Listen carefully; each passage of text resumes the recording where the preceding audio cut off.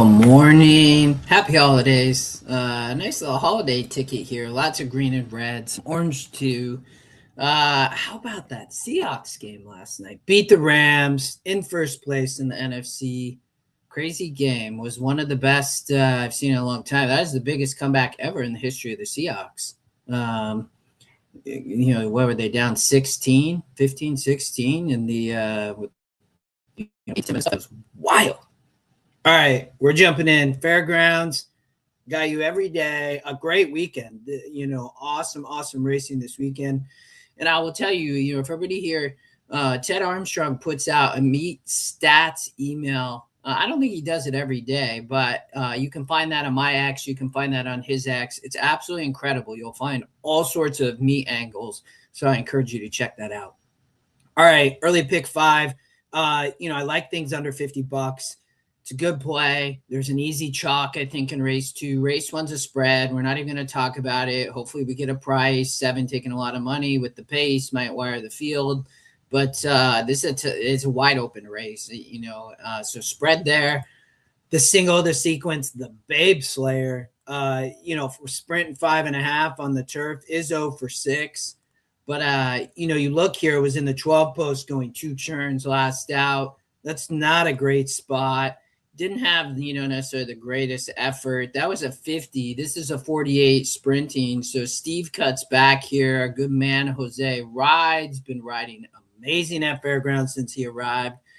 Pretty soon he'll take over the leading jock. This horse has talent, obviously. Ran over at Lone Star for Steve and, a Texas for Charity. For a 2-year-old, I think tough year, big win percent, 3 to 5 on the E morning line. Gonna get crushed, but I think a single. You could play the early pick 3. I think there's good value there. You think you can get a price in race 1. And in race 2, I like trying to beat my man Brendan to be my vulnerable favorite of the day. Just using the 1 in 7. If we watch the race sim, the 7 gonna have speed, and I think could be dangerous. Look at that win percent though on JJJ. And I think going to be tough. My man Brennan does get the scratch of the 3, so that does help him in the 9 posts outside, whether you're sprinting or going 2 turns.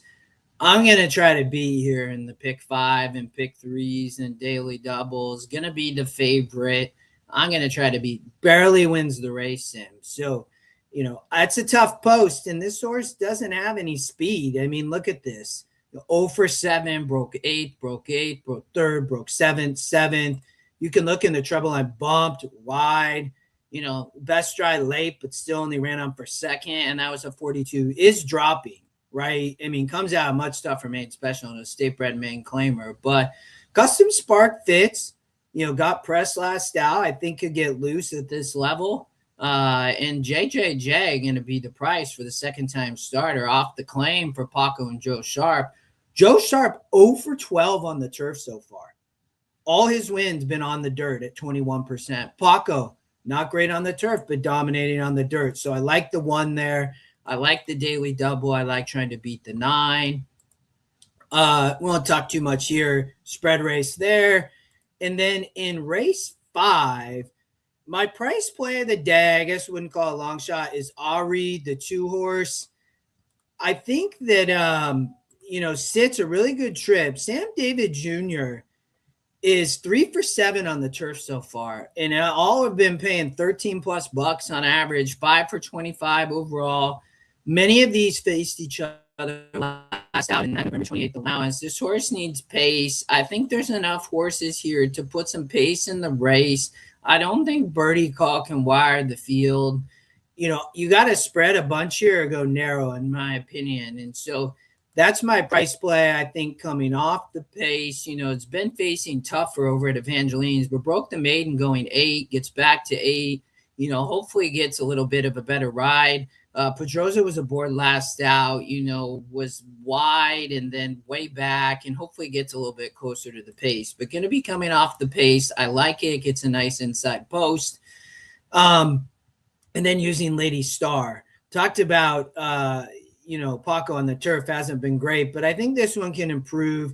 You look last out here, was bumped, was wide, ran on. It's not a great group, and they've all been facing each other. So I think can get a really good trip. Other horses, you know, the 3, the 8, the 5, the 11, the 1, like, I mean, if you're wanting to play a big ticket, you could spread here. But I traditionally don't give out big tickets. I think most everybody knows that. So try to play it cheaper. I think a good pick before you see race 5. You know, there's quite a few you could use prices, but I'm just using probably gonna be the favorite, and then my price play of the day, the 2 horse, I think runs on and gonna be a good price. All right, best bet the 5 in race 2. We're gonna jump to race 7, and I like the 3-7 exacta here. My good man Dave Duncan from Racing Downwind. If you don't follow him, he's a great follow on X. He traditionally doesn't cover fairgrounds. I'm not sure his plan this weekend, but he taught me from a work perspective, you always want to look back at early works. And anything under 12 seconds a furlong in general is good, not just in early work, just in general.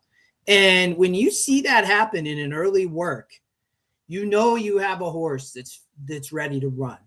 And you get Cherie, you get our good boy Jose, they on the turf sprinting 5.5, and Ferocious's mama broke her maiden over at Santa Anita here, wired the field, broke well, was in the 1 post. She was all about speed.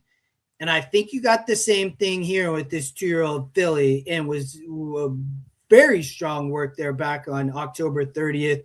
You know, had started working shortly before. We have no work video at Fairgrounds, kind of the bummer, but these are all fitness maintenance works. This is a good work here, 17 of 69. Anything in the first third, always good in a work. And again, anything early on in the career that's below 12 seconds a furlong, kudos to my good man Dave Duncan, taught me this, is a live runner. And Cherie got one here. I think going to be tough. But I think Anti Vodka is also a runner up front for J Love. You look on the race sim, runs a good race. I think it's 3 or 7 on top. These others, the GSR's dropping big time. I don't think they want the turf. And I think it's the 3 or 7. You know, play how you want. I also think you can play the trifecta.